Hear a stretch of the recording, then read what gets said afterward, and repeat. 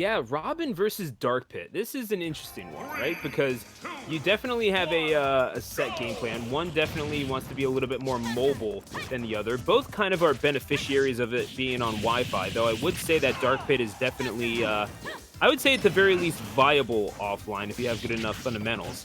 But yeah, Yeah. I would imagine Luminous wants to get up close and personal with these boxing options and really try to take away that arc fire as much as possible. Right, that's Yeah, the general sentiment you hear from a lot of people is that, oh, the pits are the honest characters, right? There's no, like, absolute BS factor that's behind their moves. They hit you because you messed up.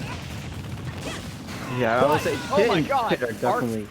Arcfire up tilt right there is actually going to take the first stock right there. Against Robin, you need to be very, very, very careful of those Arcfires, especially on shield. You can roll out of them, but if you drop shield, you're going to get caught and probably laddered. But Luminous right there with a very quick refrag, taking the stock, only having taken 27% extra credit on there.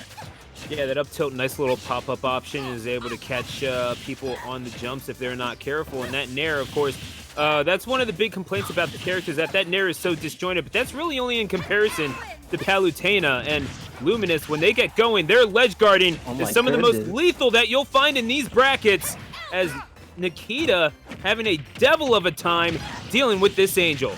The up air is not going to take it. 131. Wow. Luminous just not letting up at all. Oh my goodness. You were not able to play the game, Nikita. I'm sorry. That Luminous said this is a no fun zone. Go ahead sorry. and put down the controller for real. Oh, the ledge guarding stayed in advantage the entire time. Did not drop a single frame of that action. And now Nikita is trying to utilize the projectile game, trying to read movement, and Luminous now is in disadvantage. And this is where we've seen them get caught out before, and indeed we do so again. Wow, an amazing comeback from Nikita. Just like, all right, yeah, you may have just prevented me from playing the game my entire last talk, but I'm just gonna even this up really quick. Sure, And you can't- what almost was a 0 to death. Nikita managing to just barely, ever so slightly live through that side B, making it back to stage safely. But let's see if Luminous can keep up this intense pressure that he's had on for this entire set. Maybe going to get a kill right here, could go up. No, the Thoron going to prevent him. Thoron going to give himself a little bit of space to get back up, and it's so amazing. You realize how much Nikita has done their research, realizing that they could not roll back onto the stage, but you really can't kind of hang out above Pit either, because that up smash, it looms large and it hits hard. Yeah, both the Pit's up smashes are an amazing anti-air tool. Not really good at hitting people who are already on the ground, but if you're in the air, it has an amazing disjoint, great kill power. Last forever could has 3 hits. Like, if you're above Pit, they're gonna hit you with that. And that's Luminous going up 1-0, and yeah, not a super awkward sight seeing Luminous making these runs into top 16, as we are in the qualifying rounds already. But Nikita, I wouldn't even say that they played a bad game. It's just that Luminous, once they got them on the ledge, Nikita simply had no answers. This is a matter of just being a product of what happens when Robin loses the stage, or is that just Luminous just tearing it up? Right, so many people would consider the Pits to be neutral-based characters. They do not thrive on advantage state, but nor do they suffer too much in disadvantage state. But when the Pits are paired up against a character like Robin, with, to be fair, some of the worst disadvantage state in the game, Robin does not do very well at getting out of combos, and this is going to be a stock no! Making very, very good use of Elwind right there, making it back to stage safely, but much, much, much worse for wear. And Looking now for this down air right there, and the rapid jab is going to get a connection off of it. Nikita slowly clawing back the lead that Luminous gained from that fantastic edge trapping.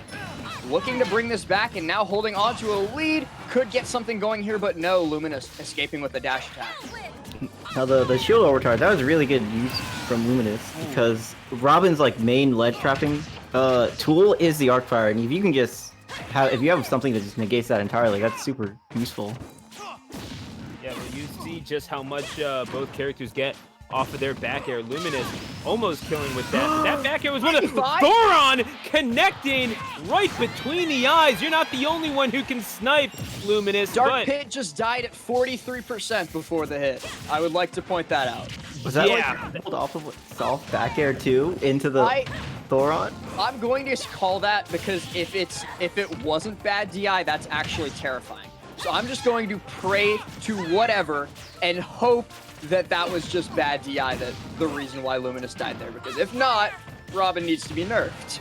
I mean, if you're praying to Palutena, then that's a problem in and of itself. She don't answer prayers like that, bro.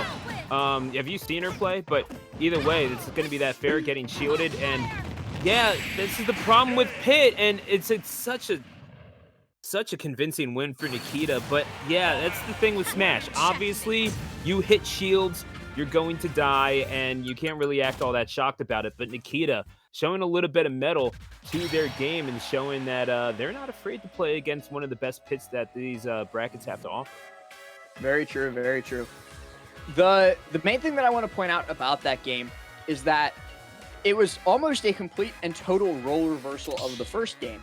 Whereas in game 1, Luminous kept Nikita stuck in disadvantage the entire time. And if we scroll on past in the timeline to game 2, it's the exact opposite. Luminous was just not able to get out of Nikita's moves. Every single time they made some sort of attempt at an escape, Nikita was there with another option. And that was the thing that ended up winning him the game.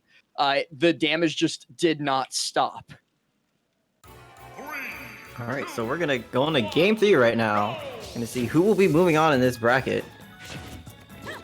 Yeah, and this is the tension, isn't it? Now, game number 3 going back to Town and City. Obviously, you give yourself a little bit of space. I'm wondering, though, this is Luminous's counter pick. How do you see this benefiting them? Because I see this, like, if you want to control the neutral, well, you're kind of giving it up to Arcfire a little bit. You're almost relying on your arrows now. Yeah, that is true. I do say out of the pits, I feel like Dark Pit's arrows are a bit better in neutral just because of how fast they are, just going forward. But obviously pits I feel like are better at edge guarding because you can influence their direction a bit better. Ooh, but there you go. You get in that wheelhouse, and Nikita is more than happy. Just kind of put the Arcfire at the feet, and nothing arrows can really do about that at that angle. However, you get caught jumping, you are bound to be tagged. So it's really going to be a death by 1,000 cuts situation for most of these, but Nikita lines them up, takes the shot, and that's a bullseye. Eventually, Luminous getting revenge with the back air, but Nikita drawing first blood, and you kind of wonder how much that's going to play into who takes the initial momentum in this first couple stocks. Right now, Nikita seems to be holding on to both stage control and the lead, not letting Luminous back unscathed, or at all for that matter, but Luminous creeping back in with that Nair, just trying to stop Nikita from getting anything else going, but that Nair from Robin with the 11 sword is going to be a lot of percent, and Arcfire pop-up into F-Smash is going to evaporate that stock. I mean, the ledge trapping game, we saw how influential it was for Luminous game number 1, and now Nikita exacting a measure of revenge, or 2 or 5 if they have something to say about it. Up smash going to tag Nikita. Jab at ledge. How do they close this one out? Because they need to take 2 successive stocks against the Nikita, who's very much in form right now. Oh my goodness. Alright, you're only gonna see 2. Oh my. Reflect. Yeah, I've seen Robin's combo like almost 4 Arcfires in a row and it's some major damage, but Nikita only getting 2 there. I mean, yeah, only 2 Arcfires in a row. That's the standard for Robin on Wi-Fi. But it's going to be that frame 5 down smash that winds up taking the second stock. So here we go, game 3. Luminous, Nikita, 1 stock apiece to move on into top 16. You just said 1 stock apiece.